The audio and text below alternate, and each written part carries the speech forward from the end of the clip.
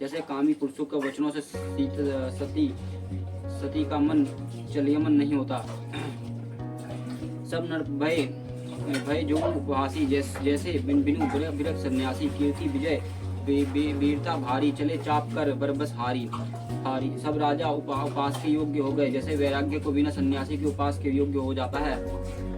कीर्ति विजय बड़ी वीरता, इन सबके धनुष को हाथ बराबर हार कर चले गए। श्रीहित भय हरि यह राजा बैठे निज निज जय समाजा। निपना बिलोकी जिनको अकुलाने बोले वचन रोष जनु साने। राजलोग हृदय से हरकर श्रीहीन और पर्व हो गए और अपने अपने समाज में जा बैठे। राजाओं को देखकर जनक अकुला उठे और ऐसे वचन बोले जो मानो क्रोध में सुने हुए थे। दीप के भूक्ति नाना आए सुनी हम जो पनु ठाना। देव दुनज धरी मनुज शरीरा भूपल वीर आए रणधीरा। मैंने जो प्रण ठाना था उसे सुनकर दीपों के अनेक राजा आए। देवता और दैत्य भी मनुष्य का शरीर धारण करके आए तथा और भी भांति से रणधीर वीर आए।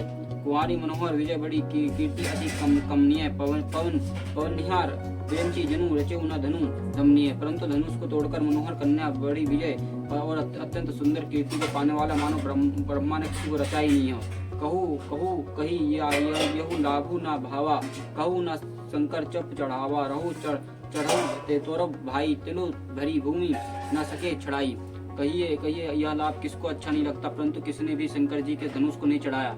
और भाई चढ़ाना तो तोड़ना तो चढ़ाना और तोड़ना तो दूर रहा, कोई तिलक भी भूमि भी चुरा न सका।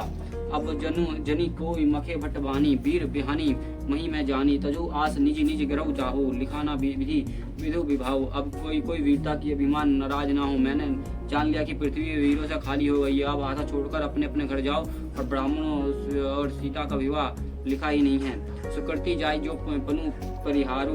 कुंवारी रहू ना रहू का कराऊ। जो जनतो बिनु बट बहु भुवि भाई। तो पुनः करूँ तो न हसाई। यदि प्रण छोड़ता हूँ तो पुण्य जाता हूँ। इसलिए क्या करूँ, कन्या कुमारी रहे। यदि मैं जानता हूँ कि पृथ्वी पर वीरों से शून्य है तो मैं प्रण करके उपहास का पात्र न बनता। जनक वचन सुनी सब नर नारी। देखी जनकी भय दुखारी।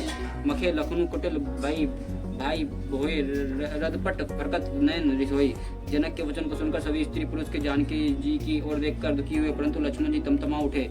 उनके बहुत टेढ़ी हो गई और ओठ फड़कने लगे और नेत्र क्रोध से लाल हो गई।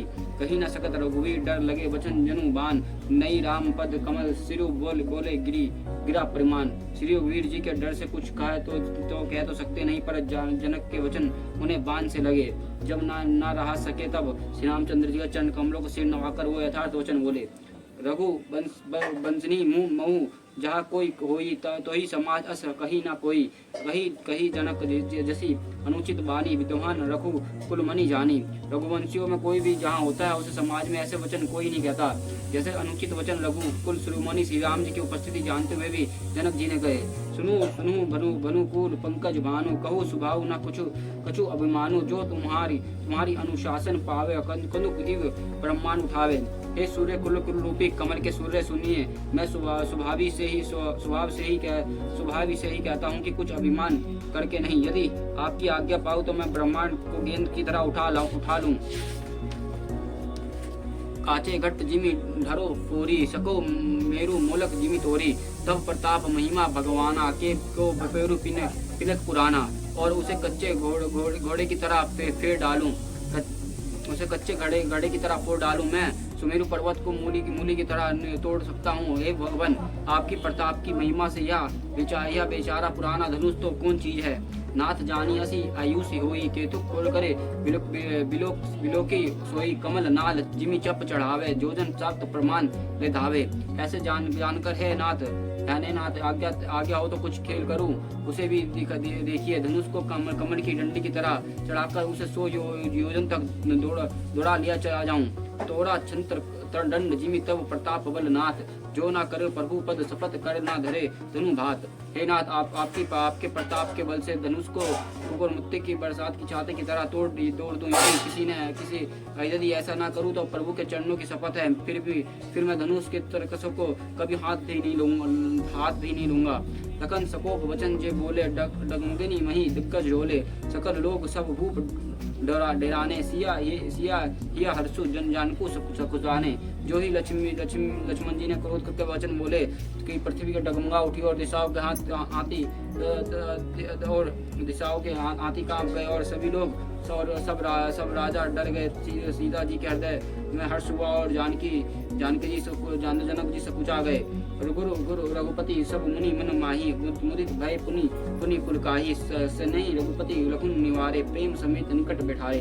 गुरु विश्वामित्र जी ने रघुनाथ जी की और सब मुनि मन से प्रसन्न हुए और बार बार पुलकित होने लगे। श्री रामचंद्र जी ने इशारे से लक्ष्मण को मना किया और प्रेम सहित अपने पास बैठा लिया। विश्वामित्र समय शुभ जानी बोले अति सन में ही मानी उठो राम बंजू पहुँचापा मिटो तथा जनक प्रतापा। विश्वामित्र जी ने सभी शुभ समय जानकर अत्यंत प्रेम भारी बने वाली बोली हे राम उठो शिव जी का धनुष तोड़ो है तत् जनक का संताप मिटाओ। सुनो बुरी वचन चरण श्री नवाय हर्षु विशुद्ध न कछु उरलावा ठड़े भय उठी सहज सुभाय ठावनी जुबा मर्ग राजू लजाए। गुरु के वचन सुनकर श्री राम जी ने चरणों में सिर नवाया। उनके मन में न हर्ष हुआ न विषाद और वह अपनी एंड खड़े होने के शान से जवान सिंहों की भी लजाते हुए सहज स्वभाव से वही उठ खड़े हुए। उदित उदय गिरी मंच पर रघुवर बल पतंग विकसे सत्य सरोज सब हर्षे लोचन भ्रंग मक्ष रूपी उदय चल पर बल बाल्य सूर्य के उदय होते ही सब संत रूपी कमल खिल उठे और नेत्र रूपी भोरे हर्षित हो गए। नृपना को केरी आशा निशी नासी बजत नकत अविरी न प्रकाशी मणि मही कुमुद सपूचाने कपटी भूप लेके लुकाने। दादाओं की अश्रूपी रात्रि नष्ट हो गई और उनके वचन रूपी तारकों समूह का चमकना बंद हो गया। वो मौन हो गए। अभिमानी राजा रूपी कुमुद संकुचित हो गए और कपटी राजा रूपी उल्लू छिप गए। भय विशोक को मुनि देवा बरिशिंगी सुमन जनिवी सेवा गुरुपद बिंदी सहित अनुरागा राम मुनि सनु आयुष मागा। मुनि और देवता रूपी चकविक शोक रहित हो गए। वो फूल बरसाकर अपनी सेवा प्रकट कर रहे हैं। प्रेम सहित गुरु के चरणों की वंदना करके श्री रामचंद्र जी ने मुनियों से आज्ञा मांगी। सहजी चले सकल जग स्वामी मत मंजू बर कुंजर गामी चलत राम सब पुर नर नारी पुलकपुरी तन भय सुखारी। समस्त जगत के स्वामी श्री राम जी ने सुंदर मत वाले श्रेष्ठ हाथी चाल से स्वभाव के स्वाभाविक ही चले और श्री रामचंद्र जी के चलते ही नगर में सब स्त्री पुरुष सब सुखी हो गया और उनके शरीर रोमांच से भर गया। बंदी पितर असुर सुखद सभारे जो कछु पुण्य प्रभाव हमारे तो सिरधन मनु वर्णन की नाई तरु राम गणेश गोसाई। उन्हें पितर और देवता को वंदना करके अपने पुण्य को स्मरण किया। यदि हमारे पुण्य का कुछ भी प्रभाव हो तो हे गणेश गोसाई श्री रामचंद्र जी की शिव जी का धनुष कमल की डंडी की भांति तोड़ डालें।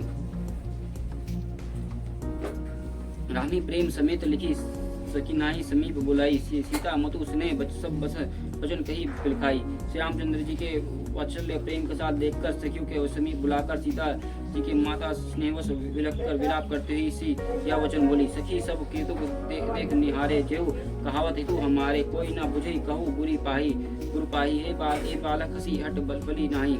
हे सखी ये जो हमारे हेतु कहलाते हैं वो सब हम तमाशा देखने वाले हैं। कोई भी गुरु विश्वामित्र जी को समझा कर नहीं कहता कि ये बालक है, इनके लिए ऐसा हट अच्छा नहीं है। जो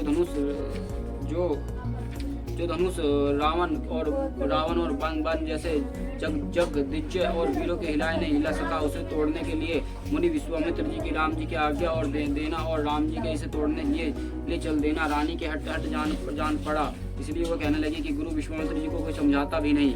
रावण बाण छुई नहीं चापा हरे सकल भूपी करी दापा सो धनु राजकुमार कर दे ही बाल मरल की मुंदर ले ही। रावण और बाणासुरों ने जिस धनुष को छुआ तक नहीं और सब राजा कमंड करके हार गए वो धनुष इस सुकुमार राजकुमारों को हाथ में दे रहे हैं। हंस के बच्चे भी कहीं और मंदराचल पहाड़ उठ सकते हैं। खूब सैनप सकल सिरानी सखी विधि गति कुछ कछु जति न जानी बोली चतुर सखी मृत बानी तेजवंत लघु गिनी न रानी।